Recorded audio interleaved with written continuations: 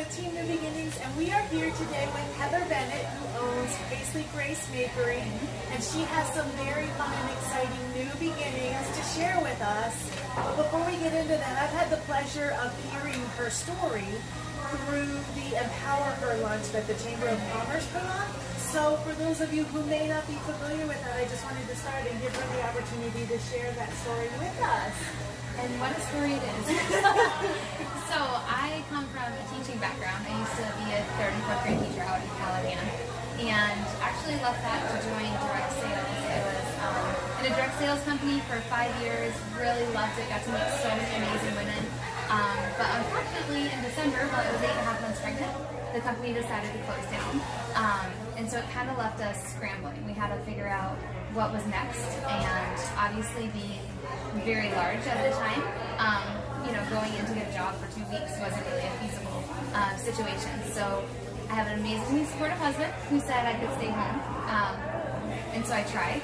And as one thing I failed at, so stay-at-home moms, I give you all the credit because I only made it 2 weeks. Before I started kind of fiddling with some crafts that I used to always love to do. I was an art major. My grandpa owned a wood sign production business when I was young, and I always helped him in the wood shop. So kind of just went back to my roots of wanting to create and make things because I actually had time for the first time in a while. And then I got the idea that I knew direct sales, and I knew teaching, and I had built this network of 5,000 people that were kind of looking at me like, well, what are you going to do, And so decided to take both loves and passions of mine and combine them, and we just decided to do like craft parties in people's houses. So I could do all the prep work, and they could have the fun, and I could clean up. And I honestly, I wish I could say I had this great business plan that I knew it was going to go this far, but it was just supposed to be what I could make grocery money with until I went back to teaching. And here we are 4 years later, and I don't have a teaching or a certificate anymore. So you also mentioned about when you were really young, you would write words and phrases that spoke to you. Yes. So when I was in that awesome teenage stage where you're just finding yourself, my parents got divorced, and my mom was going to be the really cool mom and let me do whatever I wanted in my room. So I chose to stencil 500 quotes, letter by letter, all over my walls, because I always believe that words have such an influence in our behavior and how we interact and how we can just channel emotions. So it's how I cope with things, was lyrics and words and quotes, because they motivated me. So I've always surrounded myself with words, and now it's kind of funny. My mom always looks around and says, "Oh look, you did it again. You just stencil quotes all over your wall." So now they move though. Yeah. It's wood. So we're standing in front of some of your back stock. Yes. So just talk about the different products and services that you offer in your business. Of course. So we primarily do wood. It's where my origins are. And we started with our signature size, which they're all out here, so I can't pull one, sorry. But it's just a 15 by 20 pallet board. And then we branched out into doing squares and planks. And now we offer every size from little 8 by 8 boards to 12 by 48 planks and huge sizes. And then we do have our door hangers too. So these are all laser cut, and we can do different designs. Recently we just added interchangeable signs, which is my favorite product we offer because coming from Wisconsin we have basements, and here we don't. So having to do storage for all the holiday decor and keep up with it is too much. So we have signs that have these little 5-inch shapes that you can just interchange throughout the season. So especially this time of year where you start like, oh my gosh, you got to do, a flight for Labor Day, and then you have to do a pumpkin, and you got to do turkey. Right. Like you have a little 5-inch thing you can just swap out. You can do it in an idea. Brilliant. It's brilliant. So I love them. So how has your business evolved over the 4 years?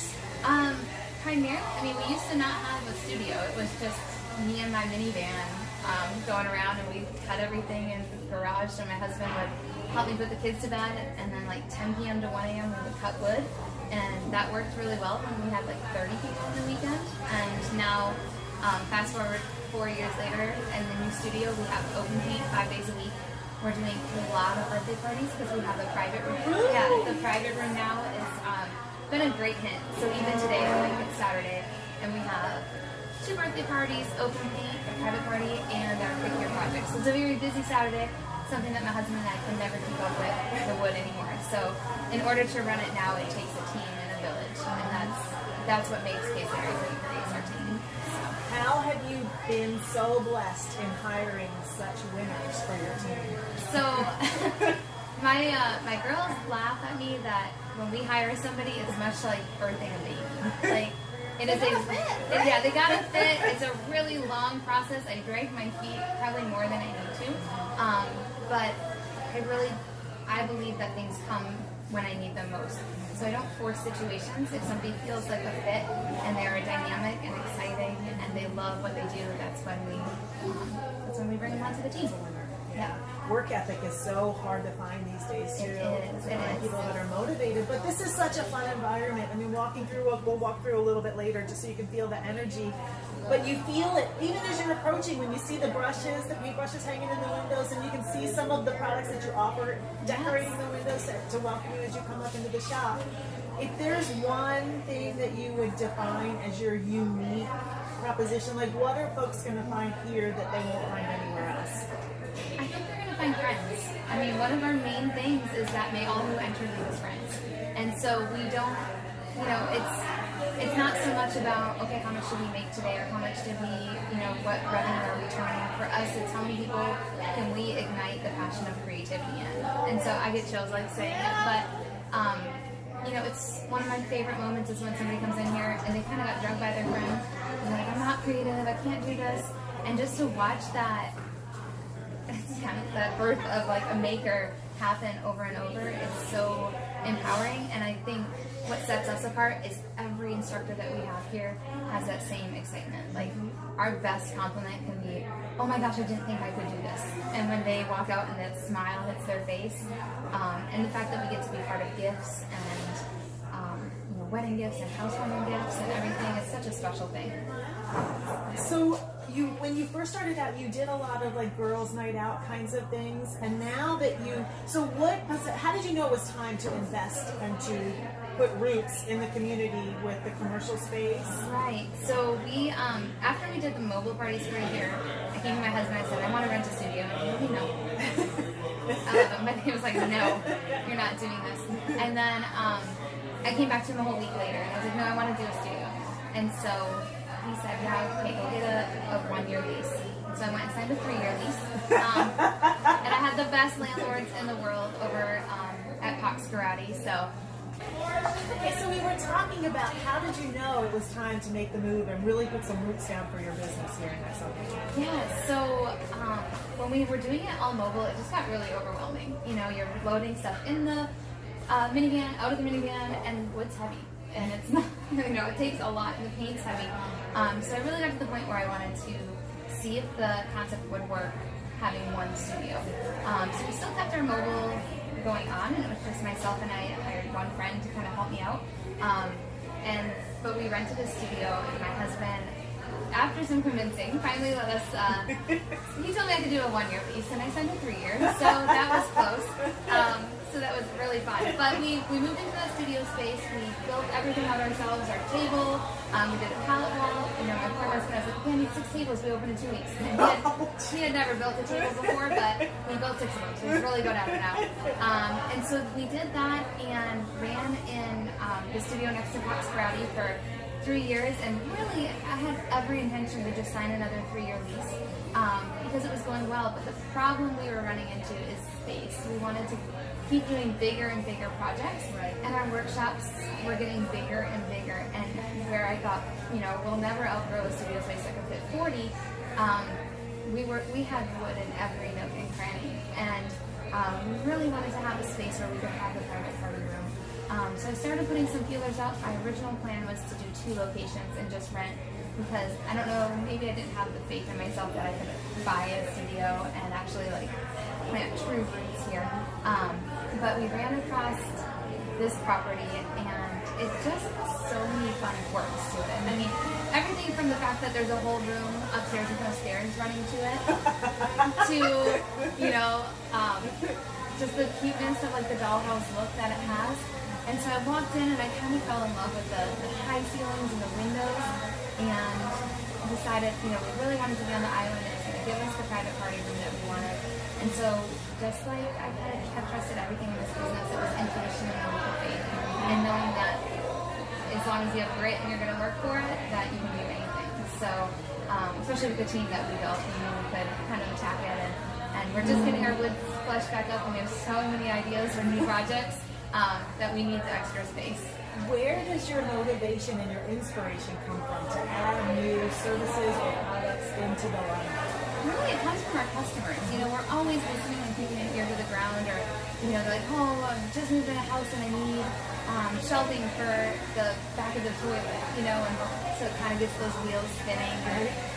You know, we're about to, we're about to come up with like porch hanger signs, because one of our customers had said, you know, I love the door hangers, but it's hard because they have double doors, and unlike wreaths, you don't necessarily want to put like hello autumn in the same design on there. So we wanted to come up with something new with that, and yard games and different things. So it's really listening to what the customers want and kind of putting our spin on it. I purposely stay off Pinterest because it's a bunny hole, and I can't handle it.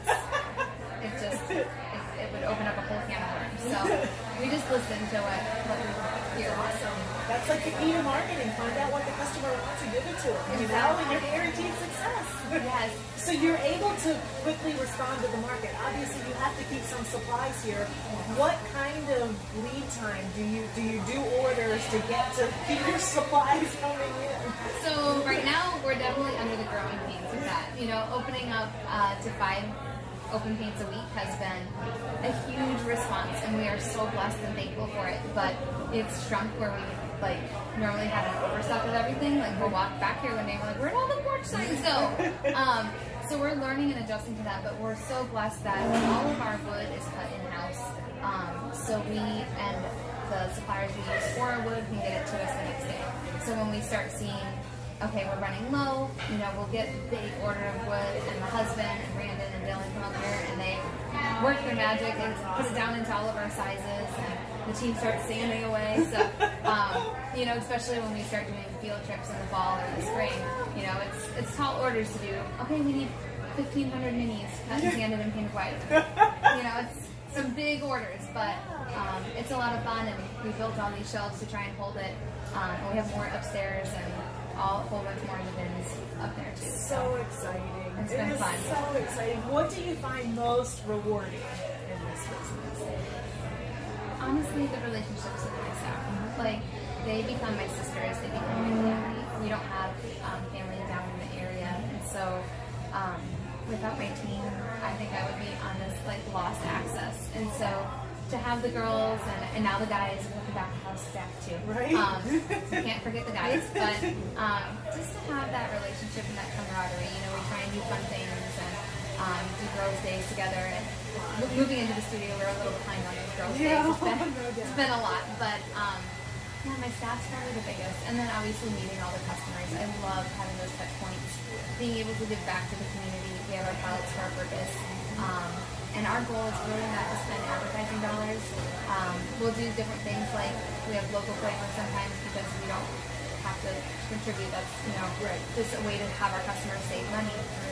But I don't spend money on advertising. I'd rather give it back to the community. So that's where we do things like pallets for our purpose, or we'll donate a portion of our sales for a month to a charity organization or cause, because to me that's why I'm called to do this business, is to be able to give back. So we don't need it all. We just give it up. I love it. We are so thrilled for your successes and all your growth. What piece of advice would you give to a young entrepreneur who has a dream? My biggest thing to an entrepreneur is you have to listen to your heart. You can't listen to outside sources telling you no. And not to get paralysis by analysis.